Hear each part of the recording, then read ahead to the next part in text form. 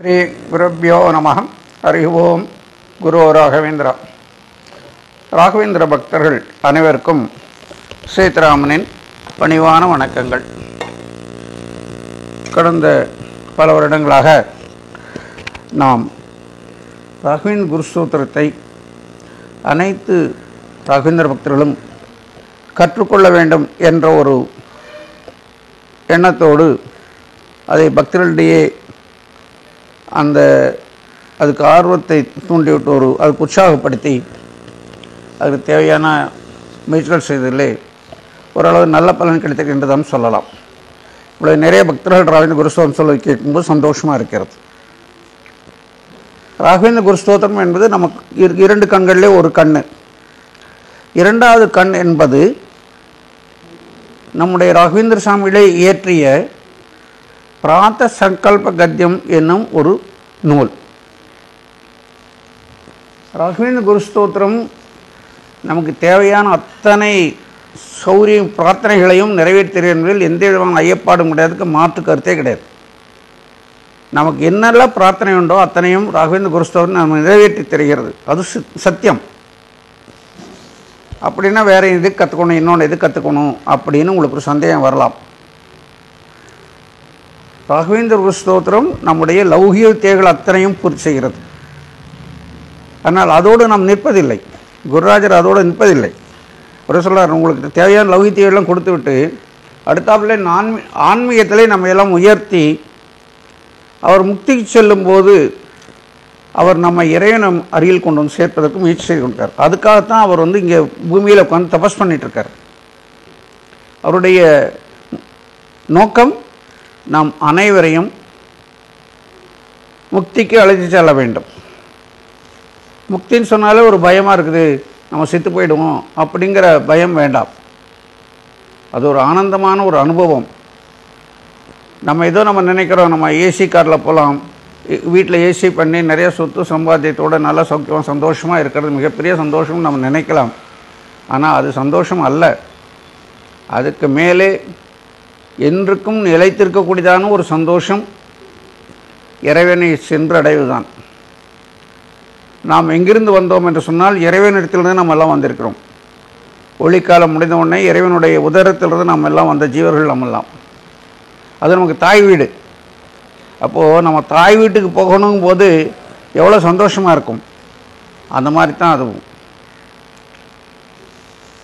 சரி, இது பிரார்த்தனை கத்தியம் கற்றுக்கிட்டனால நமக்கு உடனே எப்படி முக்தி கிடைக்கும் அப்படின்னு நீங்கள் ஒரு எண்ணம் வரலாம்.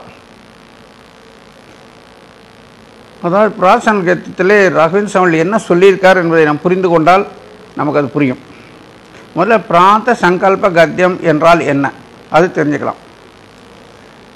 காலையில் எழுந்தோடனே நம்மளுடைய தினமும் நான் ஒரு தீர்மானம் பண்ணிக்கிறோம். நம்ம வாழ்க்கையில் இன்றைக்கு நான் என்னென்ன செயல்கள் செய்யப்போகிறேன் என்பதாக ஒரு தீர்மானம், உறுதிமொழி எடுத்துக்கொள்கிறோம். அது ராகவேந்திர சாமிகள் எப்படி செய்யணுங்கிறத நமக்கு வழிகாட்டி இருக்கிறார். அதாவது நம் எல்லோருடைய உள்ளத்திலும் நமக்குள்ளே இருக்கக்கூடிய முக்கிய பிராணதேவர் இருந்துதான் நம்மளை எல்லாம் இயக்குகிறார். நம்ம ஹிருதயத்துக்குள்ளே முக்கிய பிராணதேவர் வாயு தேவர் வசிக்கிறார். அவர்தான் நம்ம இயக்கி கொண்டிருக்கிறார். நம்ம கர்மாவை அனுசரித்து நமது செயல்கள் அவரை நம்மை செய்ய வைக்கிறார். அந்த வாயு தேவரை அல்ல முக்கிய பிராணதேவரை இயக்குபவர் யார் என்று சொன்னால் சாட்சாத் பரமாத்மா. அந்த ஹரியினுடைய இச்சைப்படி, அவருடைய வழிகாட்டுதல் படி, அவருடைய ஆணைப்படி நம்முள்ளே இருக்கக்கூடிய வாயு தேவர் நம்முடைய கர்மாவை அனுசரித்து செயல்களை செய்விக்கிறார். நம்ம ஒரு கருவி மாத்திரம்தான் உங்கள் கையில். ஆனால் செய்த எல்லாமே இறைவனுடைய இச்சைப்படி நடக்கின்றன. இதை நாம் முதலில் உணர வேண்டும் என்பதுதான் ராகவேந்திர சாமிகள் சொல்கிறார். நாம் செய்யக்கூடிய அத்தனை செயல்களும் இறைவன் இச்சைப்படி நடக்கின்றன. இந்த உணர்வு நமக்கு வந்துவிட்டால் தினமும் நாம் காலையில் எழுந்தோடனே என்ன சொல்கிறோம்,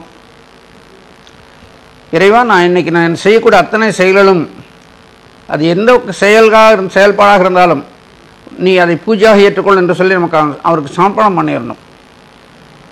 அப்படி பண்ணும்போது நமக்கு எந்த விதமான கர்மாக்களும் நம்மை அண்டாது. கர்மானா உங்களுக்கு நிறைய விஷயங்கள் நிறைய பேர் சொல்லியிருக்காங்க, உங்களுக்கு எல்லாம் தெரியும். பிராரப்த கர்மா, சஞ்சித கர்மா, ஆகாமிய கர்மா என்று 3 விதமான கர்மாக்கள் இருக்கின்றன. பிராரப்த கர்மாங்கிறத இப்போ அனுபவிச்சுட்ருக்கோம். சஞ்சித கர்மாங்கிறது நம்ம இன்னும் அனுபவிக்கல, மூட்டையாக கட்டி வச்சுருக்காங்க. ஆகாமிய கர்மா என்பது இப்பொழுது நாம் செய்யக்கூடிய செயல்களுக்கு கிடைக்கக்கூடிய எதிர்வினை தான் ஆகாமிய கர்மா என்பது. இந்த கர்மாக்கள் நம்ம கூட சேர்ந்து போனால் இதெல்லாம் அனுபவிச்சு வரோம் தான் நம்ம முக்திக்கு செல்ல முடியும், இறைவன் அருகில் செல்ல முடியும். அப்போது பிராரப்த கர்மாவை நம்ம இந்த பிறவியில் நம்ம அனுபவிச்சு முடிச்சிருவோம். சஞ்சித கர்மாவையும் நம்ம அது ஒரு வழி இறைவன் கொடுத்துருக்காரு அது தீர்வதற்கு. ஆனால் ஆகாமிய கர்மா நம்ம சேர்த்து வைக்காமல் இருக்கிறது வழி இருக்கான்னா இதுதான் வழி. ஒவ்வொரு செயல் செய்யும் போதும் அது இறைவனுக்கு அர்ப்பணம் பண்ணணும். இந்த செயல்பாடு நான் செய்யவில்லை, இறைவனோட ஆணைப்படி என்னுள்ளே இருக்கக்கூடிய வாயுதேவர் என் கர்மானுசத்தை இந்த செயல்படுத்துகிறார், எல்லாம் இறைவனுக்கே அர்ப்பணம் என்று சொல்லிவிட்டால் ஆகாமிய கர்மம் அண்டாது. பிராரத கர்மா நம்ம அனுபவிச்சிக்கிறோம். சஞ்சித கர்மா இருக்கே, அது எப்படி அது இருக்க வரையில் நம்ம எப்படி முக்திக்கு போக முடியாது என்று சொன்னால் அதுக்கு பகவான் ஒரு நல்ல வழியை காட்டியிருக்கார். பகவத்தில் சொல்லியிருக்கார். ஹிரண்ய சம்ஹாரம் ஆன பிறகும் நரசிம்மர் பிரகலாதன்கிட்ட கேட்குறார், உனக்கு என்ன வரம் வேணும்லாம் தரேன், நீ எனக்காக நீ எவ்வளோ கஷ்டப்பட்டுட்ட, நீ என்ன வரம் கேட்டாலும் நான் தரேன்னு சொல்லி நரசிம்மர் பிரகலாதன்கிட்ட கேட்குறார். பிரகலாதன் எனக்கு ஒன்றுமே வேண்டான்ட்டார். உங்கள் தரிசனம் ஆன பிறகு அதுக்கு மேலே எனக்கு என்ன தேவை இருக்குது, எப்பொழுதும் உங்களுடைய பக்தனாக நான் இருந்தால் போதுமானம், அதுக்கு மேலே எனக்கு ஒன்றும் வேண்டாம். இதுதான் பிரகலாதனுடைய பிரார்த்தனை. பகவான் நெகிழ்ந்து போனார். நரசிம்மர் அவ்வளோ கோபத்தில் இருக்கிறதுக்கு அவருக்கு அந்த கோபமெல்லாம் போயிடுச்சு. அவர் அப்படியே நெகிழ்ந்து போனார். சிறு குழந்தைக்கு இவ்வளோ பக்தியா இல்லையாப்பா. உடனே அவர் சொல்கிறார், யார் ஒரு பிரகலாதனை பூஜிக்கிறார்கள் அவர்கள் என்னை பூஜித்தால் அர்த்தம், பிரகலாதனையும் என்னையும் சேர்த்து ஒருத்தர் பூஜித்தால் அவருடைய கர்மாக்களை எல்லாம் நான் கர்மாக்களை எல்லாம் அழித்து விடுகிறேன் என்று சொல்லி பகவத்திலே அவர் உறுதிமொழி கொடுத்துக்கிறார் நரசிம்மர். அப்போது நம்ம பிரகலாதனாகிய ராகவேந்திரரையும் நரசிம்மரையும் சேர்த்து வழிபடும் போது நம்முடைய அந்த பூர்வஜன்ம கர்மாக்கள் அழிந்துவிடும். எல்லா இந்த இப்போ செயல்பாடுகள்லாம் எல்லாத்தையும் இறைவனுக்கு அர்ப்பணம் பண்ணி செய்யிட்டோம், ஆகாமிய கர்மாவும் நமக்கு அண்டாது. அப்போது ராகவேந்திர சுவாமி விரும்பியபடி நாம் எல்லோரும் அவர் முக்திக்கு செல்லும்போது அவர் கூடவே சென்று இறைவன் திருவடியை சேர்ந்து விடலாம். அது ஒரு ஆனந்தம். அந்த இடத்துல வரும்போது உங்களுக்கு துக்கம் கிடையாது, கஷ்டம் கிடையாது, பசி கிடையாது, தாகம் கிடையாது, துக்கம் கிடையாது. எப்பொழுதும் இறைவனை பார்த்து கொண்டே ஆனந்தமாக இருக்கலாம். அந்த ஜீவன் அவ்வளோ சந்தோஷப்படும். அது ஒரு ஆனந்த அனுபவம். சொல்லி எக்ஸ்பிரஸ் பண்ணி அதை புரிய வைக்க முடியாது, அனுபவிக்கணும். அப்பேற்பட்ட அந்த நிலைக்குத்தான் குருராஜர் நம்மளெல்லாம் எடுத்து செல்வதற்காக இவ்வளோ கஷ்டப்படுறார். அதுதான் உட்கார்ந்து தபஸ் பண்ணிட்டுருக்கார். அதனாலே அப்பேற்பட்ட அந்த கிரந்தத்தை நாம் எல்லோரும் கற்றுக்கொள்ள வேண்டும், தினமும் படிக்க வேண்டும் என்பதுதான் இதனுடைய ஆடியோவுடைய நோக்கம். வேறு எந்த கிரந்தத்திலையும் இல்லாத ஒரு முக்கியமான ஒரு விஷயம் இதில் சொல்லப்பட்டிருக்கிறது. எல்லா மகான்களும் அவர்கள் விரும்பி அவர் செய்ய வேண்டிய அவர்களுடைய உபதேசங்களை எல்லாம் ஸ்தோத்திரங்களாகவோ இல்லை பாடல்களாகவோ இல்லை உரைநடையாகவோ எதுவும் சொல்லி வச்சுட்டு போயிருக்காங்க. ஆனால் ராகவேந்திர ஒருத்தர் தான் இறைவன்கிட்ட ஒரு கமிட்மெண்ட் கொடுக்குறார். என்னுடைய தேக சம்பந்தமுடைய உறவினர்கள், சீடர்கள், பக்தர்கள் எல்லோரும் தினமும் இதை பாராயணம் செய்வார்கள், அனுசந்தானம் பண்ணி புரிந்து கொண்டு, இதனுடைய சொல்லப்பட்ட என்ன விஷயம்னு புரிந்து கொண்டு தினமும் இதை பாராயணம் செய்வார்கள் என்று சொல்லி இறைவன்கிட்ட ஒரு கமிட்மெண்ட் கொடுக்குறார். எதுக்கு? நம்மெல்லாம் அவர் எதுக்காக இந்த அவதாரம் பண்ணியிருக்காரோ அந்த அவதார நோக்கம் நம்ம எல்லாம் இந்த பாவங்கள்லேருந்து விடுவித்து இறைவனுடைய கொண்டு போய் சேர்த்தணுங்கிறத முயற்சி பண்ணிகிட்ருக்கார். அதுக்காக இதை செய்யணும்னு சொல்லியிருக்கார். எப்பேற்பட்ட பக்த வாத்சல்யம் கருணை என்று நீங்கள் பாருங்கள். அவரே சொல்லியிருக்கார். வேறு எந்த நூலிலும் இல்லாத ஒரு ஸ்பெஷாலிட்டி இந்த பிரார்த்தசங்கல்பத்திலே இருக்கிறது. அதனால் அப்பேற்பட்ட பிரார்த்தசங்கல்பத்தை நாம் எல்லோரும் கற்றுக்கொள்ள வேண்டும் என்பதற்காக ஏதோ எனக்கு தெரிந்த அளவில் நான் உங்களுக்கு அதனுடைய விளக்கத்தை தரலான்னு ஒரு முயற்சி பண்ணுறேன். இதில் ஒரு எச்சரிக்கை நான் உங்களுக்கு சொல்ல விரும்புகிறேன்.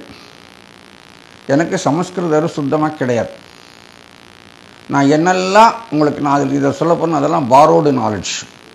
மற்ற புத்தகங்களிலே இருப்பதை நான் படித்து புரிந்து கொண்டு அதை உங்களுக்கு நான் சொல்லப்போகிறேன். தவறாக சொல்ல மாட்டேன், அது மாத்திரம் உறுதி. எனக்கு அதில் புரியல அப்படின்னா பெரியவர்களிடம் கலந்து பேசி அதை பற்றி விளக்கம் கேட்டு நான் அதுக்கப்புறம் உங்களுக்கு நான் சொல்கிறேன். ஸோ இது ஒரு 10-15 நாள் உங்களுக்கு மெசேஜ் வந்துகிட்டே இருக்கும். யாருக்கெல்லாம் இதை கற்றுக்கொள்ள வேண்டும், புரிந்து கொள்ள வேண்டும் ஆர்வம் இருக்கிறதோ அவர்கள் இதுக்கு கீழே கொடுக்கப்பட்டிருக்கிறதான லிங்கை டச் பண்ணி நீங்கள் வந்து ஜாயின் பண்ணுங்கள், குரூப்பை ஜாயின் பண்ணுங்கள். இந்த குரூப்பில் ஜாயின் பண்ணிங்கன்னா அந்த குரூப்பில் நான் டெய்லி போடலான்னு இருக்கேன். உங்கள் எல்லோரோட ஒத்துழைப்போடும் எல்லோரும் கற்றுக்கொள்ள வேண்டும் என்பதனுடைய என்னுடைய பிரார்த்தனைக்கு இணங்கி நீங்கள் எல்லோரும் இதில் கலந்து கொள்ள வேண்டும். ஆல்ரெடி நாங்கள் கற்றுக்கிட்டோம், எங்களுக்கு அதோட மீன்காலம் தெரியும்னா நீங்கள் இதை பற்றி கவலைப்பட வேண்டாம். நீங்கள் இதை இக்னோர் பண்ணி போயிடலாம். இல்லை பரவாயில்ல நாங்கள் என்னோட கேட்குறோம் அப்படின்னாலும், இல்லை எனக்கு அது ஒன்றும் புரியல நான் இதில் தெரிஞ்சுக்கிறேன் அப்படின்னாலோ கண்டிப்பாக இந்த குரூப்பில் சேர்றதுக்கான லிங்க்கை நீங்கள் டச் பண்ணி நீங்கள் வந்து உள்ளே வந்து ஜாயின் பண்ணுங்கன்னு சொல்லி நான் உங்கள்கிட்ட விடுகிறேன். அப்புறம் அடுத்தாப்பில் பிராசமலத்தினோட இன்ட்ரொடக்ஷன் அடுத்த இதில் நான் உங்களுக்கு குரூப்பில் போட்டு விட்றேன். சரியா? குருராஜா அர்ப்பணமஸ்து. தேங்க்யூ.